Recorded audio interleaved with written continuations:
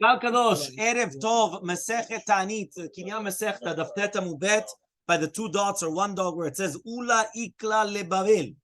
Ula went to visit Bavel. Yeah? Don't get any ideas. Chazah Porchot, and all of a sudden what happened? He saw that there was clouds which are Porchot.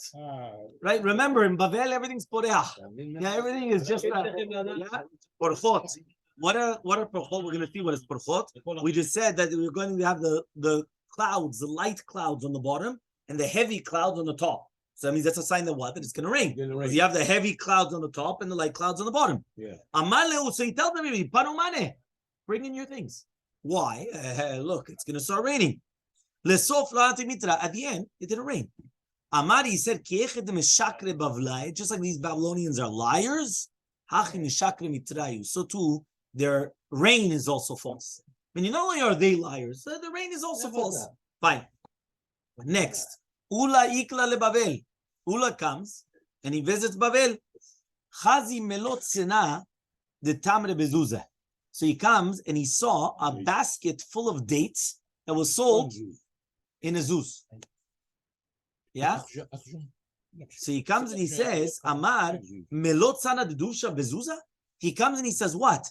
An entire basket full of honey in a zuz? Because what comes out from the dates? Honey, dvash tamarim. The Torah actually, when it says Eretz Zavat Chalav Udvash, that's dvash. It's not dvash devorim. It's dvash temarim, right? So what would you say? Silan. That's the name of the dvash. Yeah, but Sana is a date. No, Sana is a basket full of tamre. Tamre is tamarim, right? Of tamre. Bezuza in one zuz, right? So he comes and he says, Melat Sana de duvsha. Duvsha is dvash, right? What? You're going to have an entire basket of dvash for one zuz? Right? And what? They're not learning Torah? Meaning, how could it be that they're going to be coming and having such a cheap commodity, right? Like this, and you're going to tell me what? But remember, dates, they satiate. And since dates satiate, so you're going to eat dates. That's why there's an Kinyan to eat dates before a Taanit. Why? Because it makes you full. Right? There's a whole thing about, bracha acharona, dates satiate. It makes a person full. So he comes and he says, what? They could just eat dates. They become full. They'll come to learn Torah. Gamanu, what? They have to start working so hard for dates or this. You understand? Okay?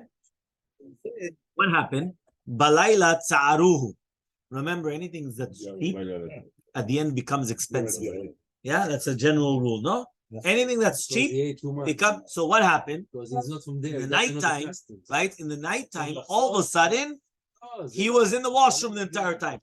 Balayla in the nighttime, tsiaruhu, it was causing him suffering. Okay, so what happens? Amar, it was a basket full of knives, right, for a zuz. Meaning, I didn't pay a basket full of dates or of honey. I paid a basket full of knives. Yeah? What? And they're still learning Torah? Meaning, kol hakavod to them. At the beginning, I was going against them. Now I say, kol hakavod. They're eating this, they're still learning Torah. So, kol hakavod, at least they're learning Torah. Very good. Tanya, we learned in Abraita. Rabbi Eliezer Omer. Rabbi Eliezer says, Kol ha'olam kulo. So the entire world is drinking from the waters of the Okeanos, of the Atlantic Ocean. It says in the pasuk,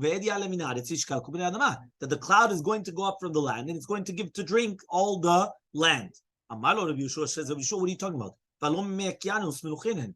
The waters of the Okeanos River, right, of the Okeanos, Atlantic Ocean, is maluach, it's salty. Yeah, exactly. Okay, there's a machloket, there's an Okeanos. By the way, because of the machloket is Okeanos, is that the Mediterranean Sea or is that the Atlantic Ocean? Because there's a machloket between whether it's going to be Mediterranean Sea or the Atlantic Ocean, that's why whenever I used to go to Rav Chaim Kanievsky, alav Shalom, and we used to speak about Gibraltar, they always used to tell him, Humi Gibraltar. Why Gibraltar? He didn't know Gibraltar because of Gibraltar, right? Because of monkeys, because of the mitzad, because the two seas connect. The mitzad connected. Mitzad, I think. The mitzad, right? The mitzad, the strait. The mitzad of Gibraltar, the strait of Gibraltar, right? Are you listening? The mitzad of Gibraltar, what happened is that there they connect. So when we used to go to the lighthouse, or on top of the mountain, the rock of Gibraltar, you would be able to see both sides, and therefore you can make the bracha. according to everybody. And what You did can you actually see the two What different did you seeds. see? It's like two different colors, Well, tell us, right? tell us So what you see, therefore, because it's very special. so what happened is, so because of that, he used to remember, not because it's a city. He would remember Gibraltar is because you can make the bracha according to all opinions. But yeah, the two rivers connected. So you're right. But the Gemara though here is saying that since the waters of the Ukianos is meluchim, what are you talking about? If it's salty, how are you going to tell me now that the entire world is going to be drink from here? Samarlo, he comes and he answers, mitmatkin be'avim. It becomes, yes, exactly, they connect, right? That's why they become sweet. What does it mean to become sweetened? Meaning that by the time, this is what we learned, not said before the evaporation, right? Right? He says, what happens? Exactly. So when it evaporates, the water evaporates, not the salt. So therefore, basically, by the time it gets into the clouds, it's already sweetened. So therefore, when it comes down, you're not, if a person comes, he goes like, and he's drinking the water, rainwater. He doesn't say, it's salty, just like he goes into the sea, right? And it's all salty. It's not the same. Because with the evaporation and everything, by the time it gets into there, it's already going to be purified. 100% the water. Yeah? So what happens now, the Gemara says, Rabbi Yoshua says, you just told me that the entire world is drinking from the Akianus. Really, the entire world is drinking from the Maim Elyonim, from the upper waters. Shneimar, but it says in the pasuk, Limtara Shamayim, Tishtemayim. From the matar of the Shamayim, from the rain of the Shamayim, you're going to drink water. So then how do we understand then that the clouds are going to go up from the land? The clouds go up until the rakia. They open up their mouths like a flask. Right? And then it gets the rain. What does that mean? It means that all of a sudden the rakiim, they're going to come, they're going to pour into the ananim. But they have holes like a sieve. Like a kvara. Mesanenet, like a nafah. Yeah? And therefore it comes and it pours down the water. Right? Ubaot, it comes. Are you listening? Chashrot is that it shofchot. It pours water down. On the land.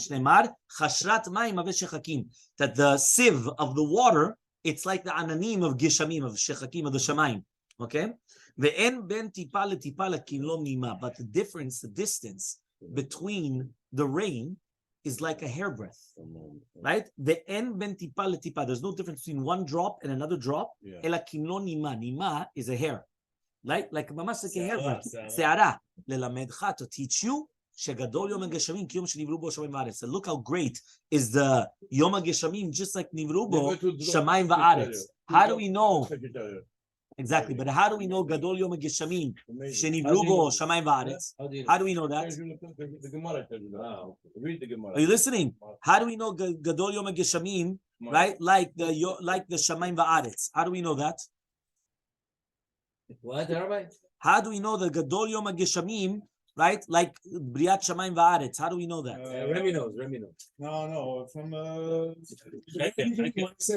Fazak Baruch. Bet Amud Aleph. The Gemara said at the beginning, Ose Gedolot Aden Cheker, Uchtiv Enotem Matar al Pnei Aretz. It's written over there that HaKadosh Baruch Hu comes and he says he does Gedolot Aden Cheker until we don't understand them, we can't fathom them. Uchtiv, and it's written Enotem Matar al Pnei Aretz, and he's putting rain on the Aretz. Uchtiv lahat halan, and it's written over there, Halo yadata ilo shamata Elohe olam Hashem borek otzerot haaretz en chekel yidunot. What does that mean?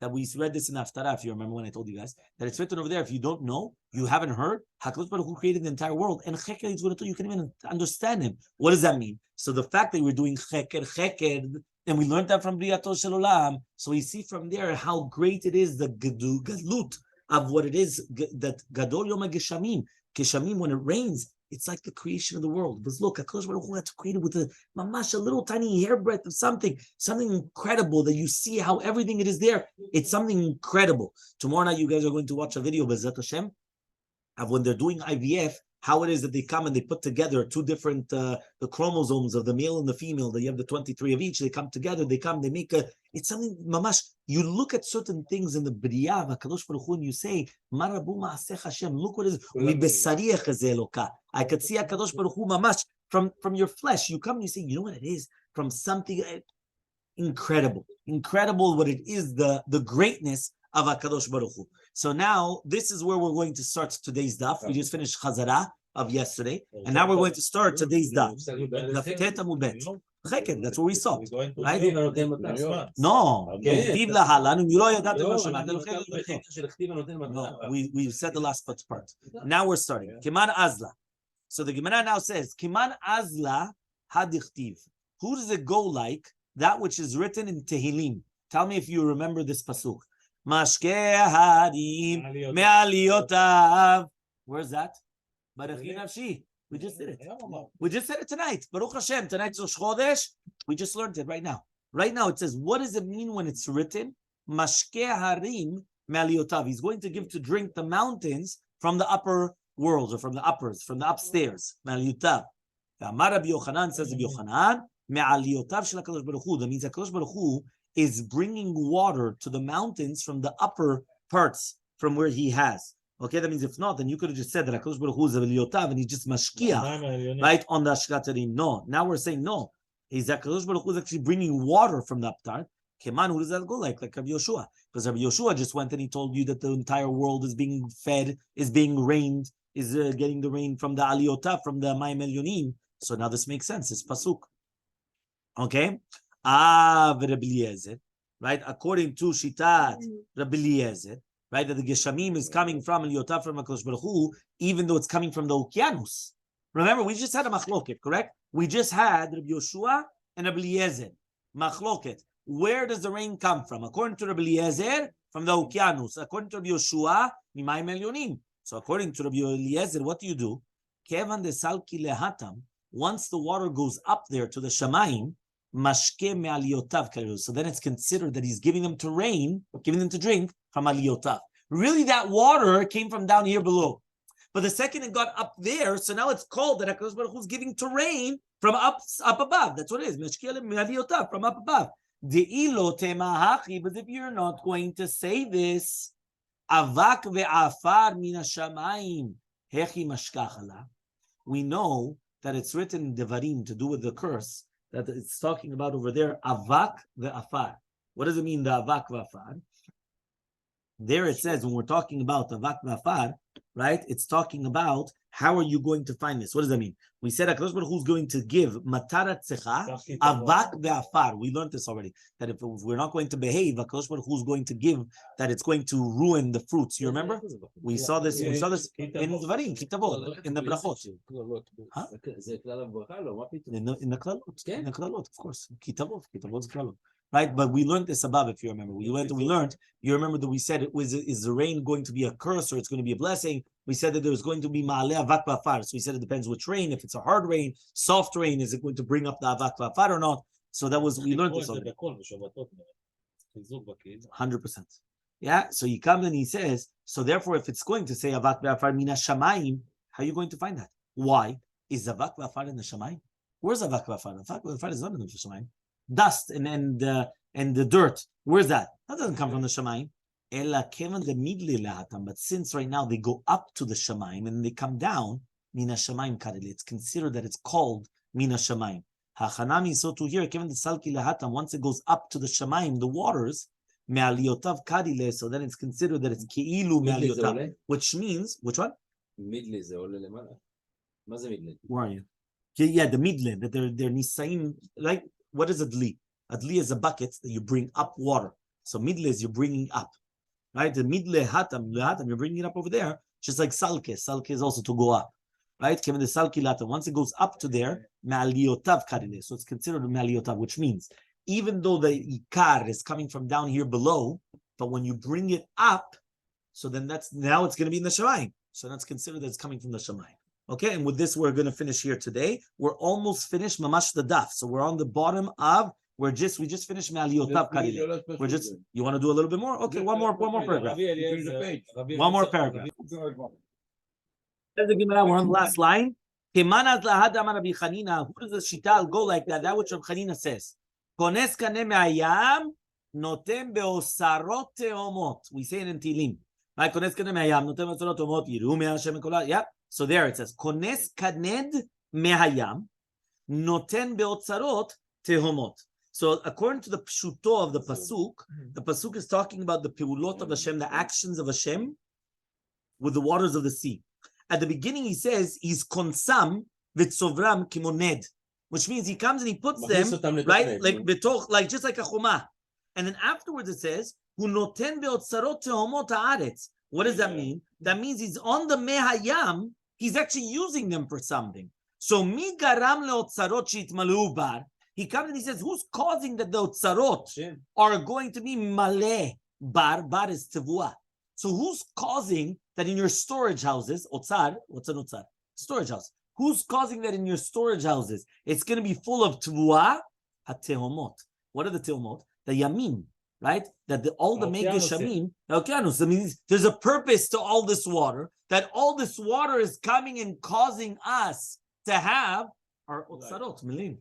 So therefore, it comes in. So who's that going like? Obviously, like Rabbi Eliezer. Why is it going to Rabbi Eliezer? Because again, where's the makor of all the water of the Me'okianu? So this obviously is going like Rabbi Eliezer. So what is Rabbi Yeshua going to do then? Rabbi Yeshua, he says, that was in the creation of the world. In the creation of the world, that's when it came like that. But after that, that's it. That is how we're going to finish. We continue again tomorrow. But now we're on the Yod Amud Aleph. So what is your name? We're on the Yod Amud Aleph.